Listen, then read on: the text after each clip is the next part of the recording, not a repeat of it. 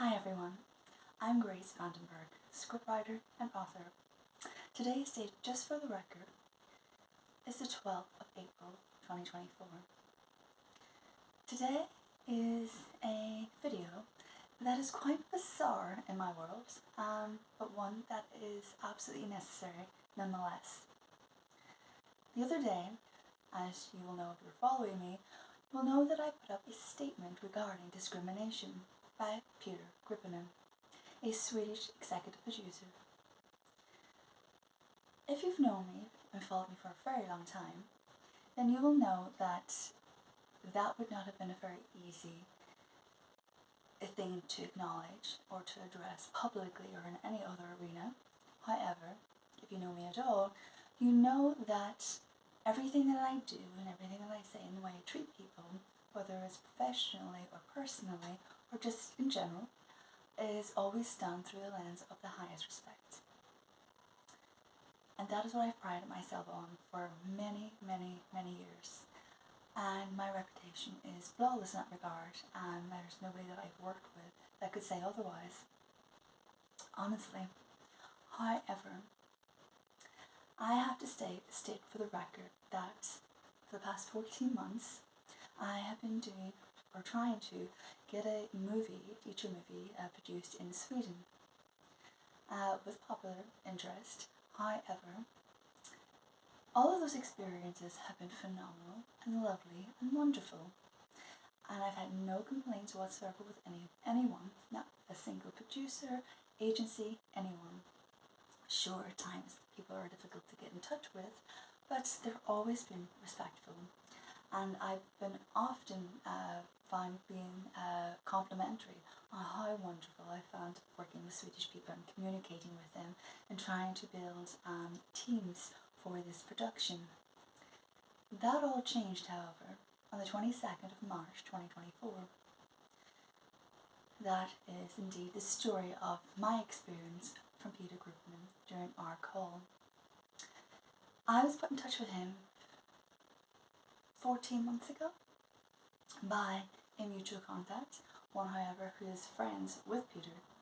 I have however never met Peter in person. It was the one and only time that we communicated, well, in speaking form. There were a couple of emails that were exchanged prior to that, which was all fine and dandy. So I was given his contact information and his name to contact with hopes of him becoming the executive producer of my feature film. So I kept contacting him and he was very difficult to get in touch with, which is also very fine, and as part of the industry, that's just how it works, you know. You can't always get through to somebody immediately, but that was totally fine. So I addressed the fact that I wasn't going to contact him again out of respect, because I was being respectful towards our mutual contact, because I knew how much that mutual contact wanted this producer in charge of this feature movie on the island. Therefore, I needed to make sure that I'd exhausted every possibility of trying to communicate with him before I let our mutual contact down and say that I can't get in touch with this guy. You know, it's 14 months of trying to communicate with him. He's just not responding to me. I need to, search for new angles, new avenues. Do you have any other contacts that you would like, or producers that you would specifically like assigned to this production? So that was basically the gist of it. On the 22nd of March, I took the call with him finally. I was so excited and so thrilled because finally, our mutual contacts, his preference as an executive producer, now there was a possibility that he was possibly going to come on to this project, and everything that our mutual contact had hoped for would really have, come to fruition. So I was happy about that, because he was the one person that came highly recommended by this mutual contact. However, Peter Grippinen never received any of my work, never reviewed any of my work, never had access to it in order to determine whether he liked it, whether he didn't like it, whether it was something he might like to come on to, or something that was just worth maybe considering a little bit later down the line. It wasn't anything like that. In this industry, it is very, very common to be rejected. That is just the name of the game. You can't be in this industry and not expect that. However, it is one thing to be rejected on merit, as in somebody reading your work. We don't like it. It's not right for us right now. We wouldn't be able to get the budget for something like that. There's a plethora of reasons for a rejection. It doesn't mean that you're not any good. It just means that there's just variables that may be complicated at that particular moment in time, or somebody genuinely might not like your work and it might not be a good mutual fit. All of which are legitimate. All of which are even honourable. But in this case, he didn't read my work. He didn't want to read my work. That was quite unusual because his friend wanted him to be part of this production, like I've already explained. However, he was really rather rude, quite frankly. Really rather rude.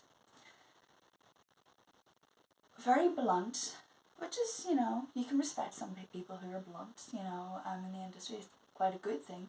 But in this case, no. He was really rather rude from almost the get-go. The main issue that I had with him, and I stand by, and I will forever stand by, was the fact that he used a lot of incendiary words that not only are not acceptable morally, professionally, but not even legally.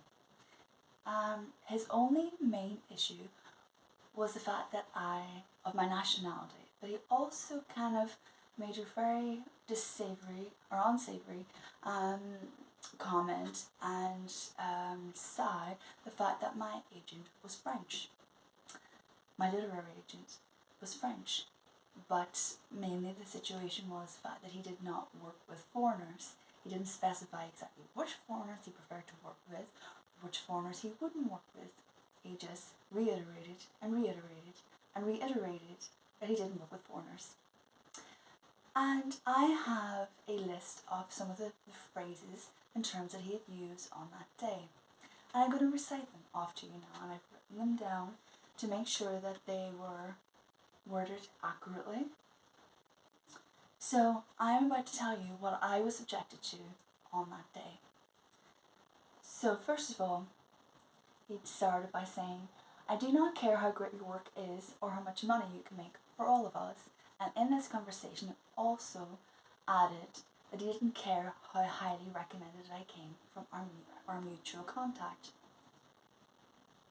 "I will not work with any foreigners. I will not invest the time, effort, or money it will take to produce these projects in any foreigner when I could invest this time, effort, and money in my own people. I will not make you successful when I can make my own people successful. Nobody here cares that you and your work exists. Do not listen to anyone, including producers, directors, or the person's name in which was our mutual contact, which I will eliminate his name out of respect and courtesy for him, because I've only ever found him to be a really nice, respectful person to me. I know I received a phone call from him or an email wanting him for me to call him. The day that I put up the post regarding the discrimination experience that I had and given full disclosure. However, he was upset. He was, I think he was more shocked and surprised, but he did seem very upset. Which is understandable. It's not a nice accusation to give to or accuse anybody of, but it's equally, like I had pointed out in our conversation, was it's equally not as nice to be subjected to that by anybody at any time. So I will eliminate his name. So do not listen to anyone, including producers, directors, or that person in question, about moving or spending time in Sweden for this or any other production. Swedish people are not going to want to work with you. And he said this to me on numerous occasions, at least 3 times. At least 3 times he said to me that Swedish people weren't going to work with me and wouldn't want to work with me. They only want to work with their own. We are not going to support you. We will not be major investors in any foreigner's work. So now you're getting a taste of what was said on that particular day, and the reason why I and the person that was with me during that call were very upset and left not very impressed by Peter Kruppinen. Sweden will not invest in any foreigners' work. The only time I would consider this is if you already have funds from external countries and Sweden doesn't have to put any money into it. That way we can get the notoriety for the project and make money from something we don't have to put money into. He continued, you need to stay where you are, refocus your efforts on your own part of the world, with your own people, and do not take opportunities away from Swedish people.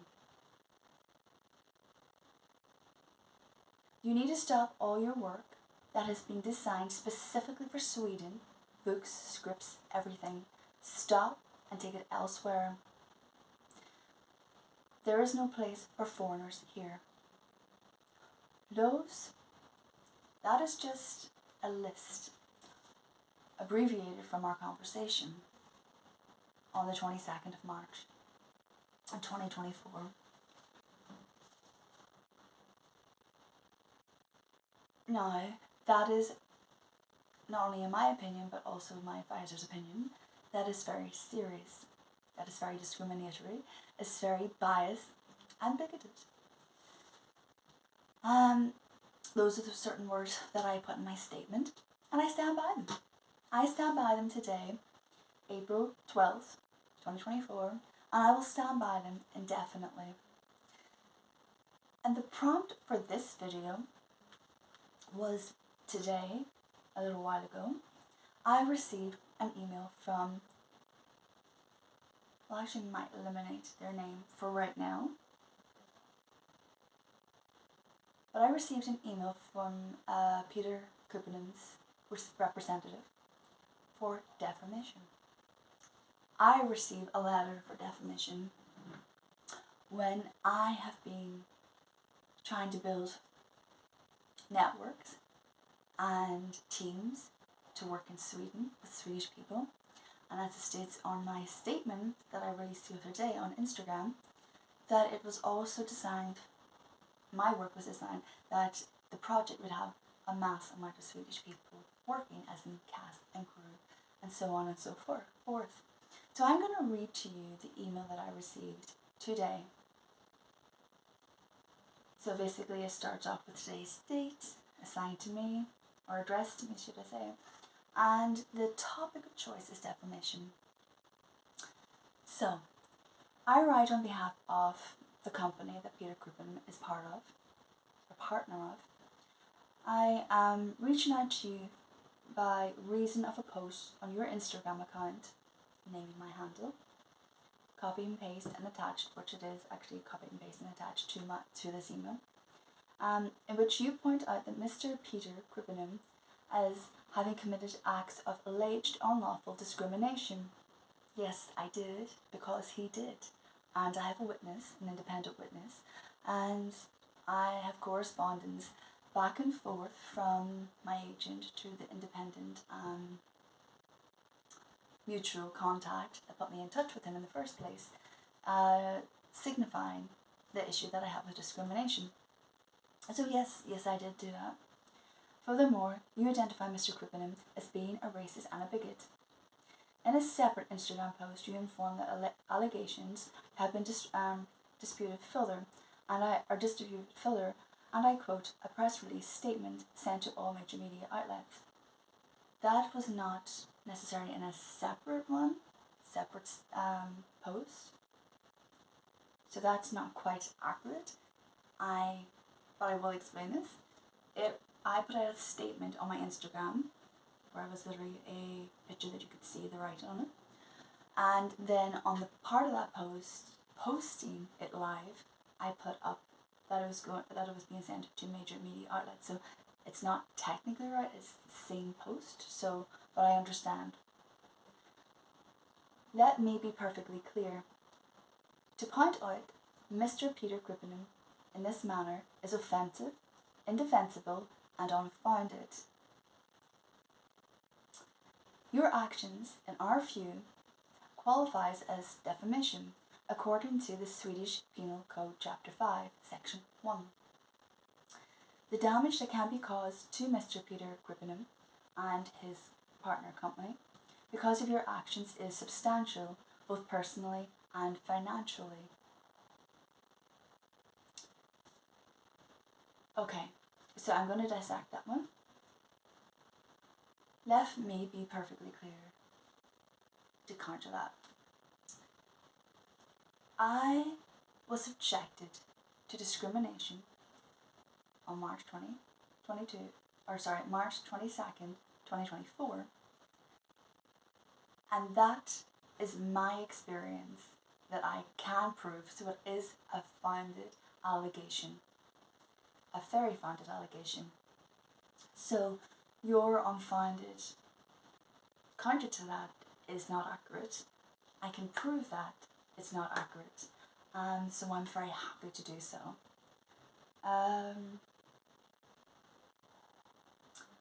Defamation by definition, that's quite hard to say. Defamation by definition is to lie about somebody. When it's true, it's not defamation. You might not like the labels associated with what you've said, but you said them and those labels are accurately assigned. Be informed that under Swedish law, defamation is a criminal offence punishable with fine and, for gross defamation, with up to 2 years imprisonment. Conviction for defamation may also entail liability for damages. Now, again, my point is if it wasn't true, it would be defamation, but because it is true, and I have a witness who can support that and who was equally as shocked by the attitude and the words that were being propelled at me during that conversation, who's more than happy to testify in any court, as am I, anywhere, just tell me when and where, and I will be very, very glad to tell anybody my story of discrimination by Peter Gripenum. Okay,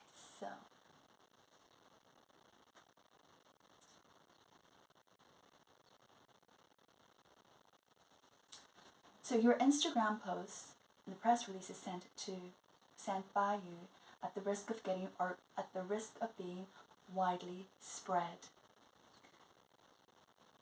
I posted live publicly a statement that I stand by.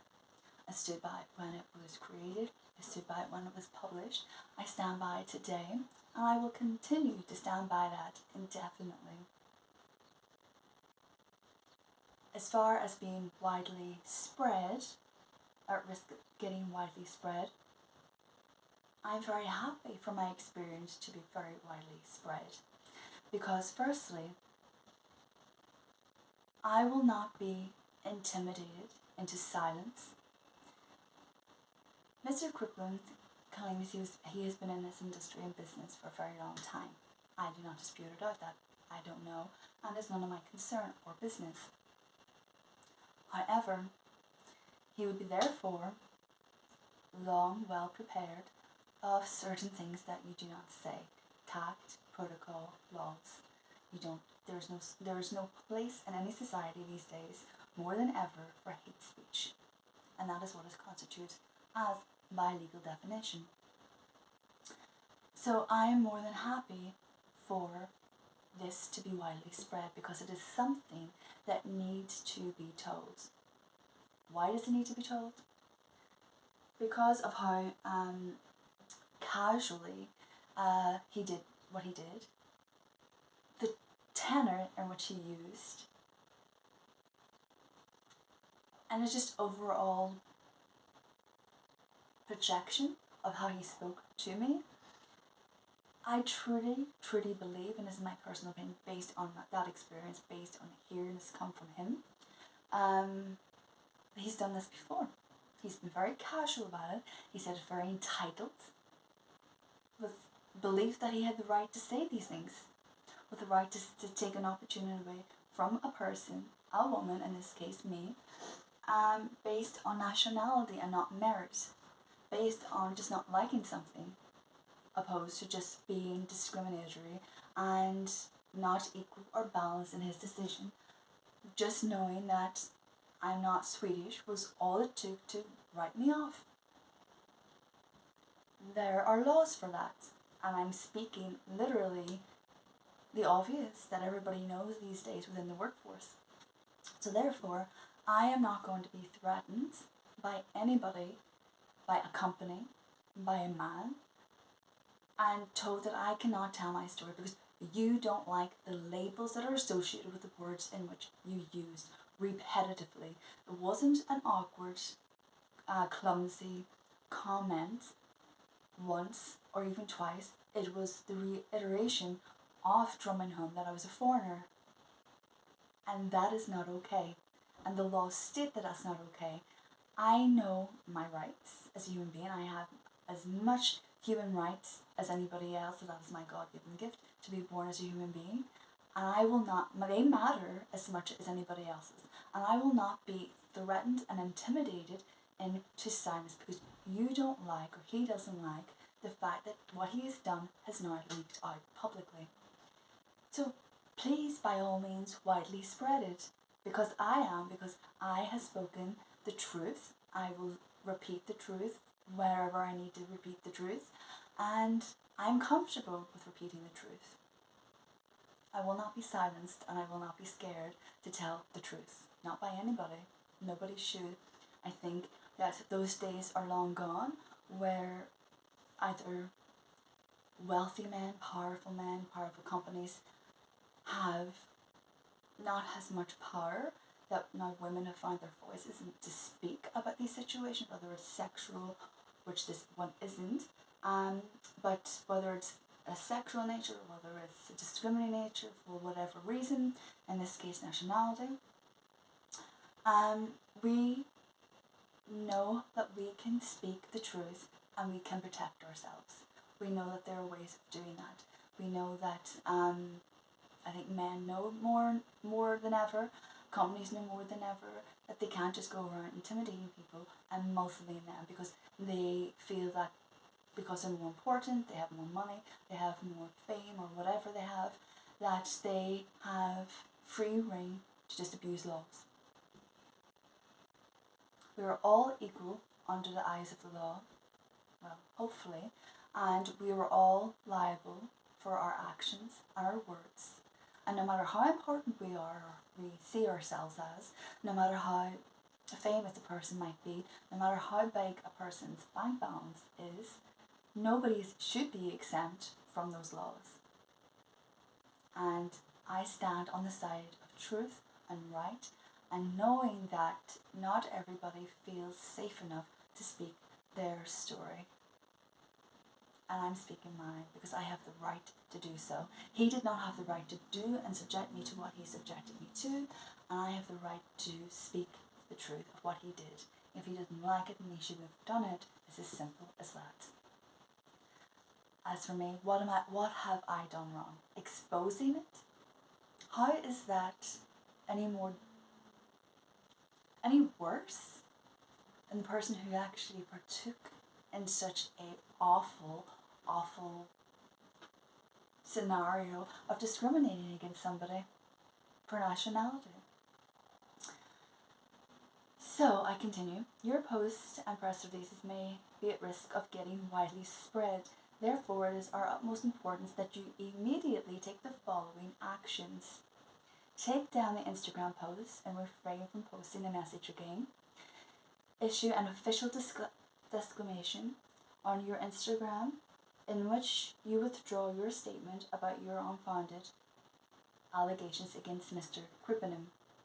Inform us in writing to my email address all recipients of the press release containing your defamation statement, as well as provide us with the documentation and correspondence evidencing that you have sent the official disclamation to all such recipients of the press release.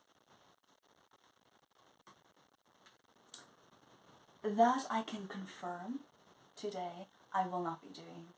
Because that right there is one, intimidation. Secondly, trying to muzzle the truth, trying to stop the truth from getting out. And thirdly, terrorizing the victim of Peter Griffin. That right there is, in my opinion, attempting to victimize the victim into silence so they're not exposed for what they've done.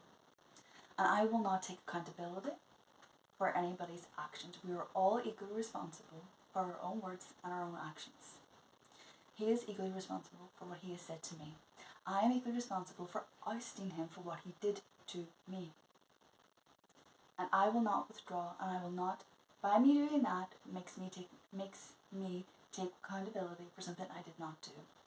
And I will not backtrack on the truth. I will stand by it, and I will fight it. If you adhere to the above mentioned by Monday the 15th of April 2024 at the latest, Mr. Peter Griffin will abstain from reporting your defamation action to the Swedish police. Firstly, I would like to urge that making a false statement to the police also has very severe and criminal penalties. So if you want to make a statement to the police that is claiming that I have defamed you, then you need to be able to prove defamation, because I have not defamed anybody. It's not nice what he put me through. It's not nice what he did. It's not a nice experience to go through for anybody, no matter if you're a woman, if you're not.